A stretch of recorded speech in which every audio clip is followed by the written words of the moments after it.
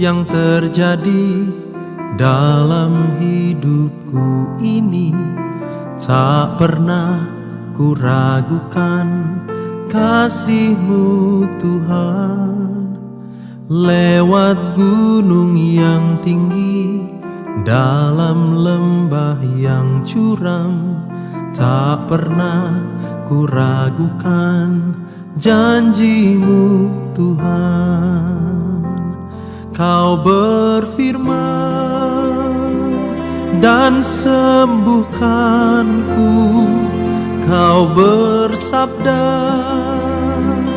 dan selamatkanku. Tiada yang mustahil bagimu, Yesus, ku percaya padamu. Selamat pagi saudara-saudara yang terkasih di dalam Tuhan kita Yesus Kristus. Dari Kota Hujan Bogor, saya dan Nora menyampaikan salam sejahtera bagi saudara-saudara sekalian. Untuk mempersiapkan hati kita mendengarkan firman Tuhan pada pagi hari ini, marilah kita meminta pertolongan dari Tuhan melalui doa kita. Kita berdoa. Bapa kami yang di surga, terima kasih kami ucapkan atas nafas kehidupan yang masih Tuhan berikan kepada kami. Mungkin ada di antara kami yang sakit ataupun sedang menghadapi permasalahan, tetapi karena kasih Tuhan senantiasa menyertai kami percaya semuanya akan indah pada waktunya. Berbicaralah kepada kami ya Tuhan, untuk menguatkan kami, karena kami siap mendengarkan firman Tuhan. Dalam nama Tuhan kami Yesus Kristus kami berdoa. Amin. Saudara-saudara yang terkasih, nas Alkitab yang menjadi dasar renungan kita pada pagi hari ini terambil dari kitab Nabi Yesaya pasal 31 ayat 6 yang berbunyi sebagai berikut. Bertobatlah hai orang Israel kepada Dia yang sudah kamu tinggalkan jauh-jauh. Saudara-saudara, kata-kata ini diserukan oleh Nabi Yesaya kepada Raja Hizkia dan penduduk Yerusalem yang pada waktu itu sedang mendapat ancaman yang mengerikan dari tentara Raja Asyur yang mau menghancurkan mereka dan mau membunuh semua penduduk kota Yerusalem.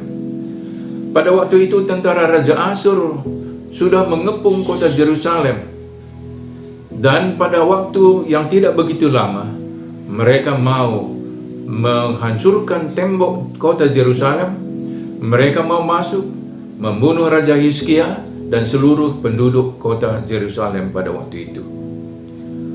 Untuk menghadapi ancaman yang begitu mengerikan, Raja Hizkia, Raja Yuda, berencana untuk minta bantuan dari Raja Mesir, yang pada waktu itu merupakan suatu kerajaan yang mempunyai tentara yang begitu kuat, yang begitu tangguh, mempunyai tentara berkuda yang begitu banyak, dan juga mempunyai pengendara kereta kuda yang begitu tangguh. Dalam keadaan genting seperti itu, sebagai umat Tuhan seharusnya mereka minta pertolongan kepada Tuhan. Mengingat bahwa pada masa-masa yang lalu, Tuhan senantiasa menolong mereka. Tuhan sanggup menolong mereka. Tetapi pada saat genting seperti itu, ternyata mereka lebih percaya kepada kekuatan angkatan perang Mesir yang kelihatannya sangat kuat, dan mereka pikir Mesir akan sanggup membebaskan mereka dari ancaman tentara Asyur pada waktu itu. Ketika saat-saat yang genting itulah Nabi Yesaya berseru. Katanya, bertobatlah hai orang Israel, kembalilah kepada Tuhan Allahmu yang sudah kamu tinggalkan jauh-jauh. Bertobatlah, jangan kamu bersandar kepada kekuatan orang Mesir. Jangan kamu bersandar kepada kekuatan manusia. Jangan bersandar kepada kekuatan angkatan perangnya. Tetapi berserulah kepada Tuhan yang akan menolong kamu dengan kekuatannya yang luar biasa. Karena menurut Nabi Yesaya, celakalah orang yang pergi ke Mesir untuk minta bantuan. Celakalah mereka yang mengandalkan kekuatan angkatan perang Mesir dengan pasukan pengendara kuda dan kudanya yang kuat-kuat, serta keretanya yang banyak itu. Orang Israel tidak percaya kepada Tuhan Allah mereka yang kudus. Mereka tidak yakin bahwa Tuhan yang mengantarkan mereka dari Mesir dan sering membebaskan mereka dari berbagai ancaman bahaya pada waktu yang lalu. Mereka tidak percaya pada waktu itu karena mereka sudah diliputi oleh rasa takut yang mengerikan. Mereka lupa bahwa Tuhan begitu bijaksana dan Dia akan bertindak pada waktu yang tepat sesuai dengan kehendaknya. Sebermula saudara-saudara, mereka menganggap bahwa kekuatan angkatan perang Mesirlah yang akan sanggup menolong mereka. Mereka lupa bahwa orang Mesir hanyalah manusia. Kuda mereka yang banyak hanyalah makhluk biasa yang mempunyai keterbatasan. Orang Israel lupa bahwa apabila Tuhan bertindak, bangsa yang bagaimanapun kuatnya akan jatuh dan binasa oleh kuasa Tuhan. Karena Tuhan bisa bertindak melampaui apa yang dapat dipikirkan oleh manusia. Dia bisa bertindak melampaui apa yang dapat dilihat oleh manusia juga. Itulah sebabnya, saudara-saudara, Nabi Yesaya menyuruhkan agar mereka bertobat dan kembali percaya kepada Tuhan, Allah mereka. Seruan Nabi Yesaya ternyata didengarkan oleh Raja Hizkia. Dan karena dia percaya akan seruan itu, dia pergi ke Bait Allah, berdoa minta tolong kepada Tuhan agar melepaskan dia dan rakyatnya dari ancaman tentara Raja Asyur. Raja dan seluruh penduduk Yerusalem bertobat, minta tolong kepada Tuhan agar mereka dibebaskan dari ancaman tentara Raja Asyur itu. Dan apa akibatnya, saudara-saudara? Akibat pertobatan itu dapat kita baca dalam kitab sejarah bangsa Israel yang tertulis di dalam 2 Raja-Raja pasal 19. Antara lain berbunyi, maka pada malam itu keluarlah malaikat Tuhan, lalu dibunuhnyalah 185.000 orang di dalam perkemahan Asyur. Keesokan harinya, katanya, pagi-pagi tampaklah semuanya bangkai orang-orang mati belaka di kemah tentara Asyur. Tuhan melakukan hal itu ketika Raja Hizkia sedang tidur di dalam istananya. Mengenang peristiwa itu, saudara-saudara, peristiwa yang luar biasa tersebut, seorang penyair menuliskannya dalam Mazmur 20 ayat 8-9. Katanya, ada orang yang mengandalkan kereta perangnya, ada pula yang mengandalkan kudanya. Tetapi kita mengandalkan kuasa Tuhan Allah kita. Mereka tersandung dan jatuh, tetapi kita bangkit dan berdiri dengan kukuh. Saudara-saudara, pada masa pandemi Corona-19 ini, mungkin kita sedang terancam, bahkan sedang mengalami masalah yang sangat berat akibat wabah ini. Karena itu kita mungkin juga berpikir seperti Raja Hizkia, bahwa kita lebih baik meminta pertolongan dan bantuan di luar iman kita kepada Tuhan.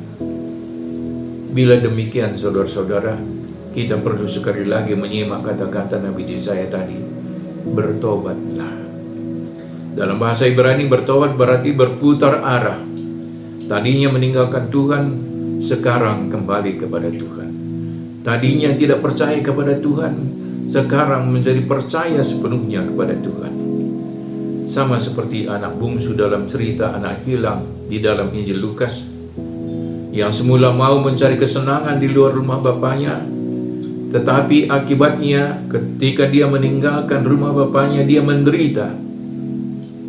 Tetapi ketika dia kembali ke rumah bapaknya, dia diterima dengan kehormatan. Demikian juga kita, saudara-saudara. Janganlah kita mencari penyelesaian masalah kita di luar iman kita, di luar Tuhan. Percayalah bahwa walau bagaimana sulitnya pun masalah yang kita hadapi, tetaplah bersandar kepada Tuhan. Tetap percaya kepadanya. Tuhan akan memberikan jalan keluar pada waktunya, dan Ia akan membuat segala sesuatunya indah pada waktunya. Sebagai tanda bahwa iman kita tetap teguh, kita harus tekun berdoa dan bekerja sesuai dengan kemampuan yang Tuhan berikan kepada kita masing-masing. Kita berusaha, tetapi kita juga berdoa. Kita berdoa dan kita berusaha. Ora et labora, berdoa dan bekerja. Itulah tandanya bahwa kita beriman teguh kepada Tuhan kita Yesus Kristus. Seperti tadi dituliskan dalam Mazmur, ada orang yang mengandalkan kereta perangnya, ada pula yang mengandalkan kudanya, tetapi kita mengandalkan kuasa Tuhan Allah kita. Mereka tersandung dan jatuh, tetapi kita akan bangkit dan berdiri dengan kokoh. Amin. Kita berdoa. Terima kasih untuk penguatan yang kami terima dari firman-Mu ya Tuhan. Apabila kami kurang percaya akan kuasa pertolongan-Mu, kuatkanlah kami dengan Roh-Mu yang kudus, agar kepercayaan kami bangkit kembali. Pada kesempatan ini kami berdoa untuk GBKP Rungun Pontianak. Berkatilah Pendeta Melda Brutarigan dan keluarganya, Pertua Diaken, Naras dan Nora, dan semua pengurus PJJ dan pengurus kategorial yang ada, Zaitun, Muria, Mamre, dan Permata, dan KKR. Berkati mereka semua agar sepengodak sepengole menjalankan pelayanan dan pekabaran Injil.